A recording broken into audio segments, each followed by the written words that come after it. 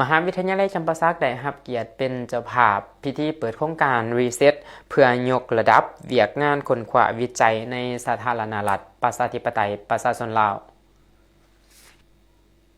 ต้นเดือนมีนาคมนี้มหาวิทยาลัยจำปาสักในฐานะเป็นสถาบันผู้ประสานงานหลักของโครงการรีเซ็ตได้จัดกองประชุมเปิดโครงการอย่างเป็นทางการ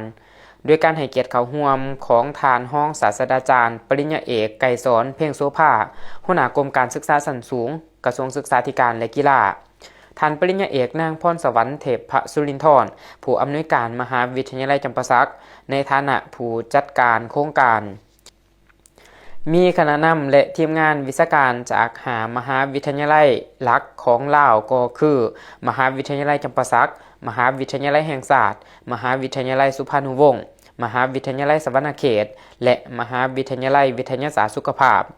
พร้อมด้วยผู้เชี่ยวชาญจากสถาบันคู่ร่วมงานยุโรปก็คือมหาวิทยาลัยอาลิกานเตประเทศสเปนมหาวิทยาลัยไฟรเบิร์กประเทศเยอรมันและศูนย์ซีซีประเทศอิตาลีเข้าร่วม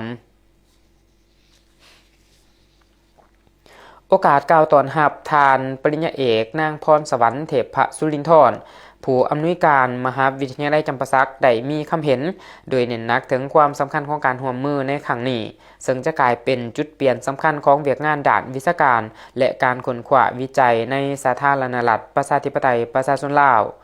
ต่อมาทานห้องศาสตราจารย์ปริญญาเอกไกรสอนเพ่งโสภาหัวหน้ากรมการศึกษาชั้นสูงกระทรวงศึกษาธิการและกีฬาก็ได้กล่าวเปิดกองประชุม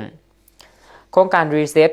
แม่นโครงการปรับปรุงคุ้มครองเวียกงานค้นคว้าวิทยาศาสตร์อยู่ในสถาบันการศึกษาชั้นสูงของลาวให้ทันสมัยพร้อมทั้งส่งเสริมการพัฒนานักค้นคว้า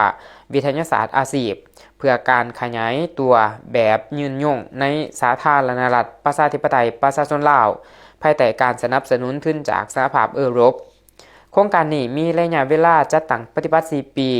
ตั้งแต่ปี2026จนฮอดปี2029จุดประสงค์ก็เพื่อปรับปรุงโครงสร้างการคุ้มครองเวียกงานการค้นคว้าวิจัยให้มีประสิทธิภาพและทันสมัยส่งเสริมและพัฒนาสายอาชีพให้นักวิจัยลาวก้าวสู่ความเป็นมืออาชีพและสร้างกำลังแห่งในการค้นคว้าเพื่อสุขอยู่การเติบโตสีเขียวในสาธารณรัฐประชาธิปไตยประชาชนลาวอย่างยืนยง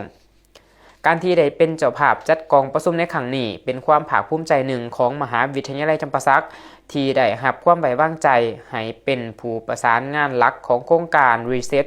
เพื่อขับเคลื่อนการค้นคว้าวิทยาศาสตร์ในสาธารณรัฐประชาธิปไตยประชาชนลาวให้ยืนยง